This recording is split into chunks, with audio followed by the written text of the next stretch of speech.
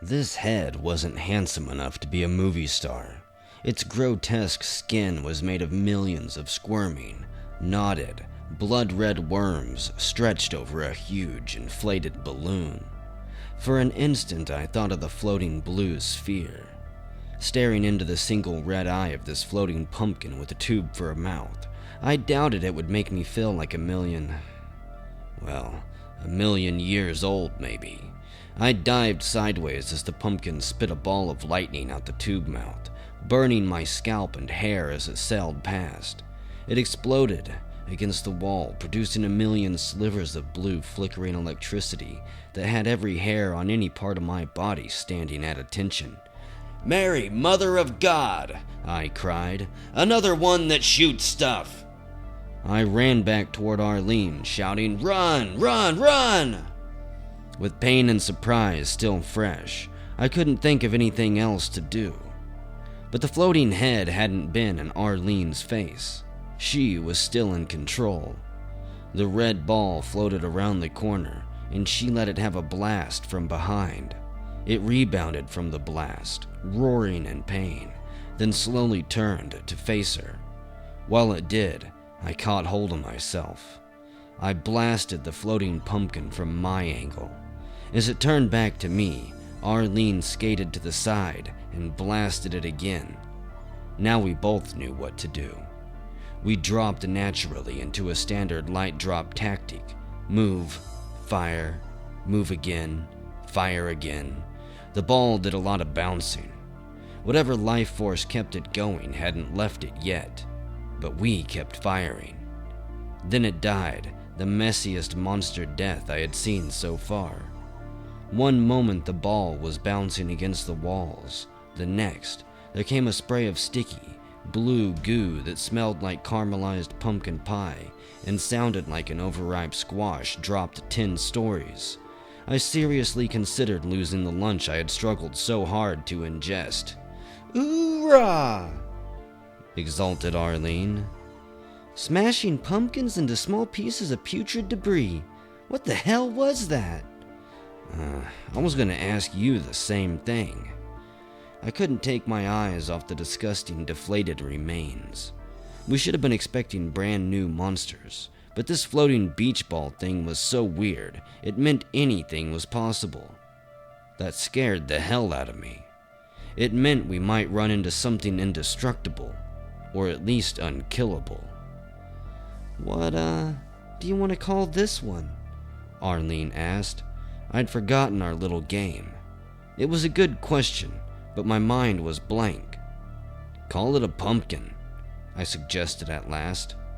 Arlene wasn't impressed. She wrinkled her nose as if smelling Limburger cheese. "I didn't mean that as a serious name, Fly. We need something more frightening." "All right, you name it then." "No dice, Fly. First person who sees a monster has to name it. That's the rule." I was about to demand to know why she got to make the rules. I stifled myself in time. Of course she made the rules. She was the female. "Then it's a pumpkin, Arlene." I put my foot down. Maybe I'll get lucky and she'll dislike my name enough that the rule will change. We secured the corridor. It was monster-free. It wasn't ooze-free, but the stuff didn't look deep until pretty far along. Ahead lay a small ocean of the stuff with an exit at the other end. "Best way to get through shallow goo is jogging," she said. "Eats away your boots, but you'll last longer."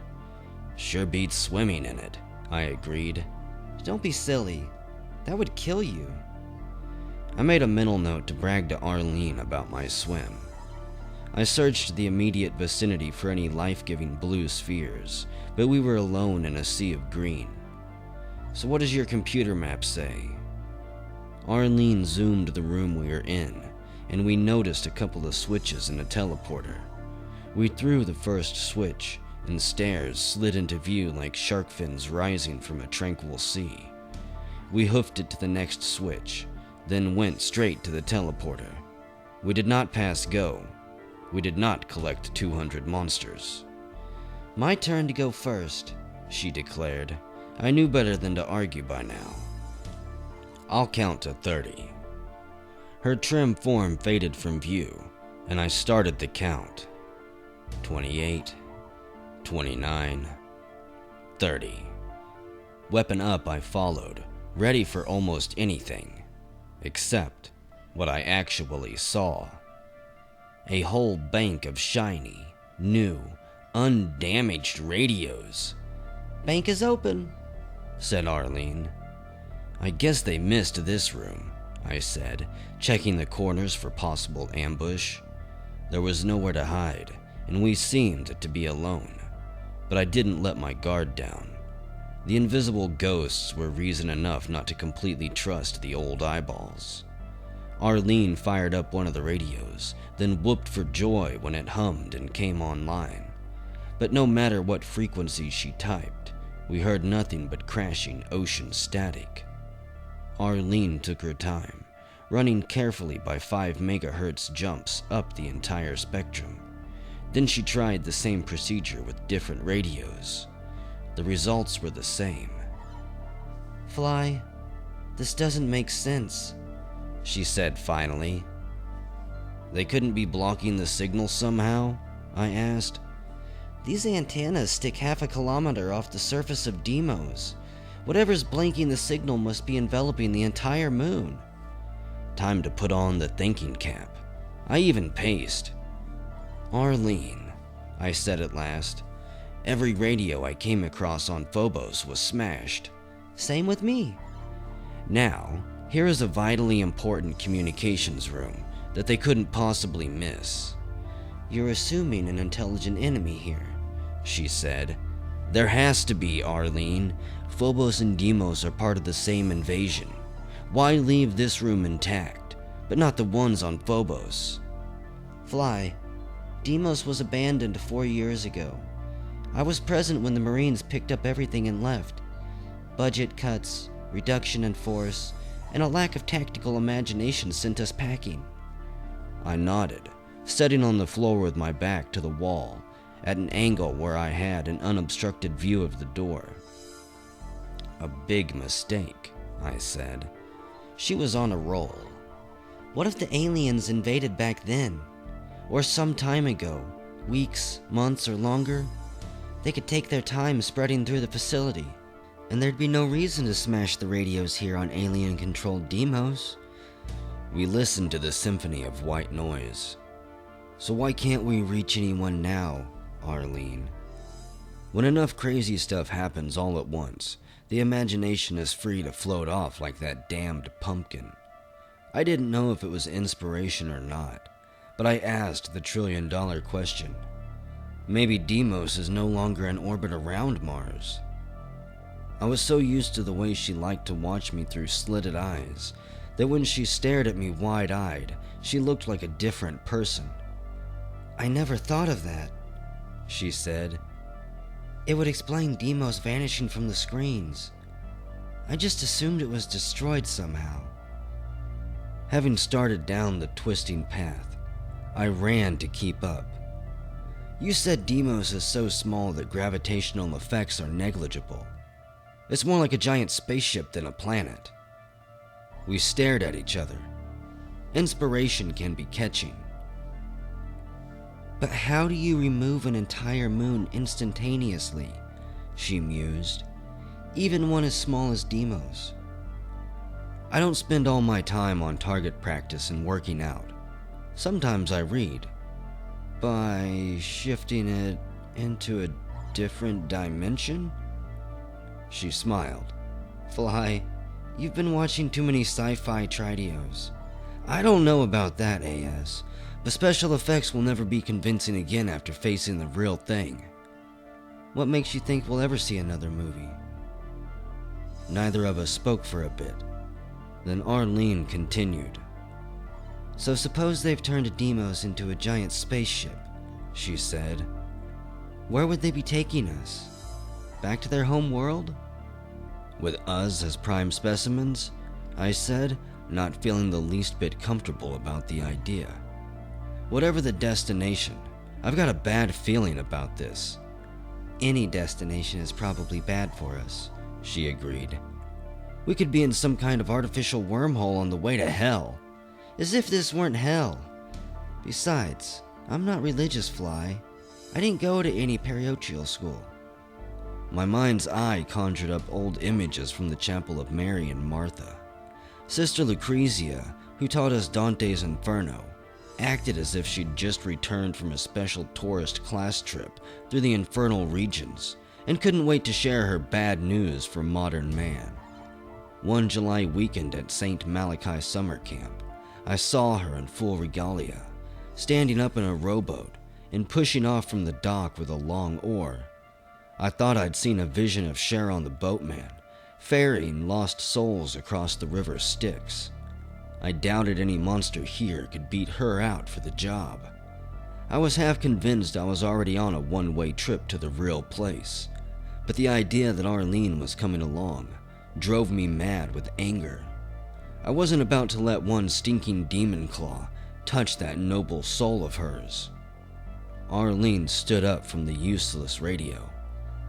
I've been trying to get a fix on the enemy, some handle, but all I'm doing is drawing blanks. I've had the experience of running down corridors before, she confided, with dozens of armed men out for my blood. Sometimes, your best chance for survival is to go right into the rooms and corridors they hold and destroy whatever they came for. We made our way into the embassy vault and burned all our important documents, and the KPLA left. You know what I'm talking about? I'm glad you got out of there, AS. It was a real hellhole. Yeah, I wouldn't miss this hell pit for the world. I stared at the radios myself. Yep, that's a radio all right. I thought, which is about as far as my education in electronical communication gear went. Why on Earth, on Deimos, would the Corps give up such a strategic position as this station? By executive order number whatever, the Marines had military jurisdiction on all extraterrestrial planetary surfaces. The Navy had deep space, the Air Force had atmospheric, and the Army had Earth itself. Mars, Phobos, and Deimos were surely ours to the bone. The only reason I could imagine us giving it up was if the other services conspired to cut our space ops budget, with pretty disastrous consequences. Wonder if anybody felt shame about that, or would if we lived to tell anyone. Round of ammo for your thoughts? She said. Nothing important. Politics back on the old home planet. At least there's no politics here, unless you count that swastika. You saw it too? I was beginning to wonder if I'd dreamed that damned crooked cross. That's not politics. It's a bad joke. You think they'd put it there to scare us, huh? The way they, what do you call it? Rework the physical buildings gives me the creeps. Nothing from Earth scares me after what I've seen, Arlene.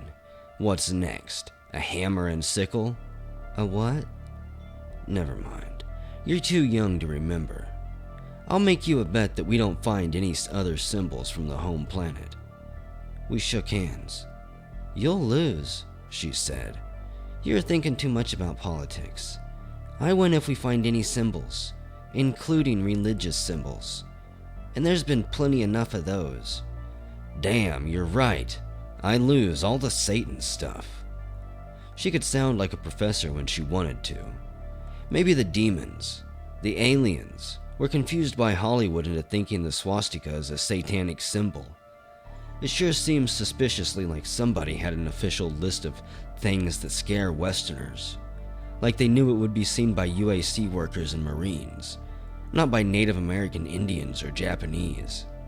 Wonder if they'd change the symbols for different humans, say using the letters Kaio or Oni, if they were invading the Nippon Electric Space Station. In any case, the religious symbols are terrestrial, so you lose, Corporal. Now it was my turn to grin. Well, Arlene, if you are going to lose a bet, it's good to find out before you set the amount. She gave me a playful punch in the shoulder. We started out while I massaged the numbness out of my arm.